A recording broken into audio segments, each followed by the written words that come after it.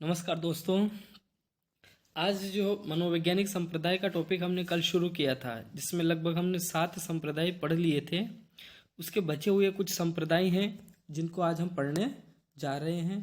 तो मेरा जहाँ तक है कि जो लास्ट वाला लेक्चर था बहुत ही इम्पोर्टेंट आपके लिए रहा था। अब हम आज का हमारा जो संप्रदाय है, जो हमने लास्ट 7 संप्रदाय पढ़ा था, उसके बाद 8वें नंबर का संप्रदाय संज्ञानवाद, जिसे इंग्लिश में कॉग्निटिव बोलते हैं। वैसे आगे चल करके हम संज्ञानवाद का सिद्धांत पढ़ेंगे अधिगम में, तो वहाँ पर ये मिल जाएगा डिटेल में, लेकिन इसका संक्षिप्त एक संप्रदाय के रूप में यहाँ चर्चा हम कर लेते हैं। दोस्तों, जब संज्ञानवाद के जो प्रतिपादक की बात आती तो जीन पियाजे प्रमुख हैं। जीन पियाजे इसके प्रतिपादक हैं, लेकिन इन्हीं के जो समर्थक हैं, जो प्रमुख संज्ञानवादी जिन्हें हम कहेंगे, Jerome Bruner, Vygotsky, Kurt Lewin, इनका नाम भी फेमस है। Jerome Bruner, Vygotsky and Kurt Lewin. मुख्य बात जब हम संज्ञानवाद की करते हैं तो इसका मुख्य बिंदु है कि यह मानसिक क्रियाओं, जो मानसिक क्रियाएं होती है जिनमें चिंतन, कल्पना, तर्क, स्मृति, थिंकिंग, इमेजिनेशन, रीजनिंग या रेशनल, लॉजिकल या स्मृति, मेमोरी या समस्या समाधान, प्रॉब्लम सॉल्विंग आदि को मनोविज्ञान का केंद्र माना गया है। अर्थात मानसिक क्रियाओं पर यहाँ पर जोर दिया जाता है संज्ञानवाद में।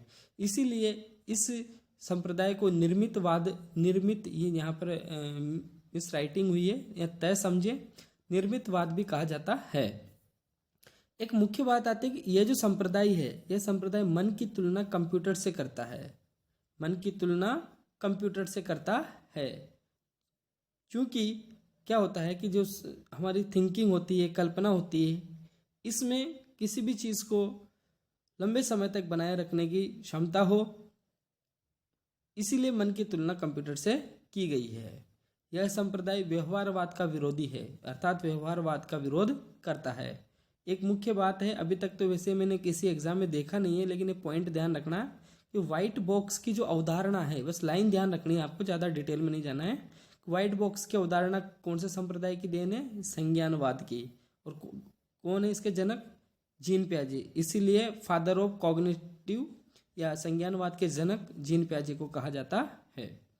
अगला जो संप्रदाय है दोस्तों, वो है हमारा मानवतावाद संप्रदाय। मानवतावादी जो सिद्धांत है अधिगम में हम आगे चल करके डिटेल से पढ़ेंगे।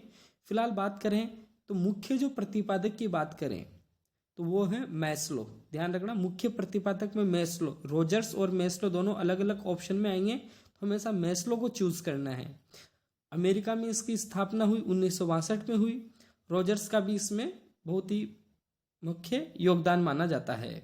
इसके प्रमुख मानवतावादी जी बात करें तो आर्थर कॉम्बेल, स्निगे और GH मीड के नाम भी सामने आते हैं। इसकी मुख्य बात करें तो मानव की स्वतंत्र आत्म अनुभूति के विकास पर बल देता है। स्वतंत्र आत्म अनुभूति के विकास पर बल देता है। यह जीवन लक्ष्य के रूप में आत्म सिद्धि को मानता है। ये ध्यान रखना दोस्तों, मानवतावाद किसके ऊपर मुख्य फोकस करता है? आत्म सिद्धि के ऊपर। यह पशु व्यवहार के व्यवहारवाद कौन है? यह पशु जो मनोविज्ञान है उसके जनक कौन है? वो है वॉटसन। तो जो पशु का जो व्यवहार है उसके स्थान पर मानव व्यवहार को श्रेष्ठ मानते हैं। कौन? मानवतावादी। फ्राइड के विपरीत फ्राइड हैं, वो मानव प्रवृत्ति को पाश्विक मानते हैं। कैसी मानते हैं? पाश्विक। परंतु ये पाश्विक न मान करके उससे अच्छा इसे बताते हैं और इस प्रक्रिया में वातावरण को निर्धारक मानते हैं, अर्थात वातावरण की प्रमुख भूमिका ये बताते हैं।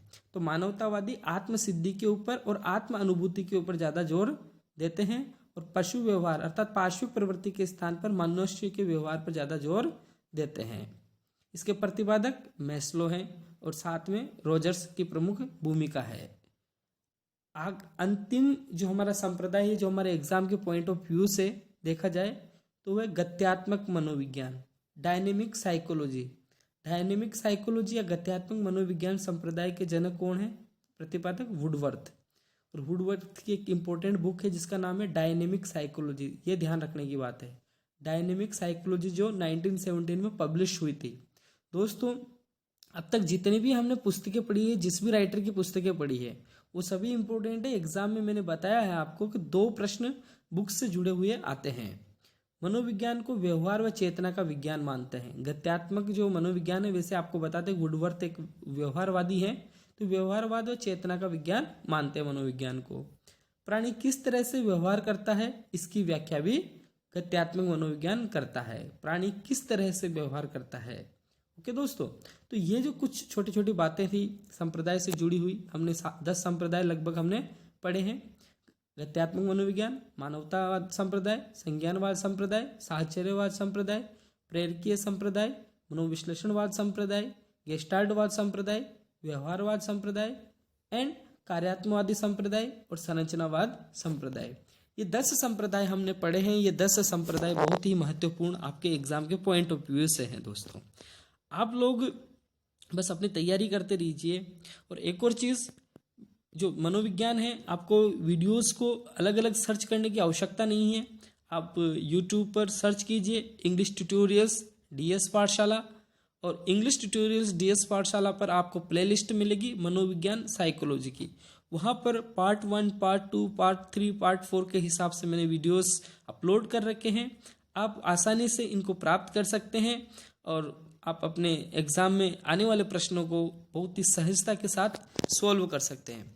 दोस्तों, आई होप आपको सारी चीज़ें अच्छी तरीके से समझ में आई होगी।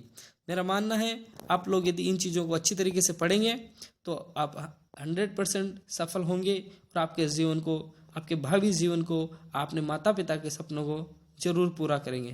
दोस्तों, बने रहिए। आज हमारा ये संक्षिप्त लेक्चर था। आने वाले लेक्चर को हम शूट करेंगे बहुत ही जल्द आपके सामने होगा, जिसमें हम मनोवैज्ञानिक विधियों के बारे में चर्चा करेंगे।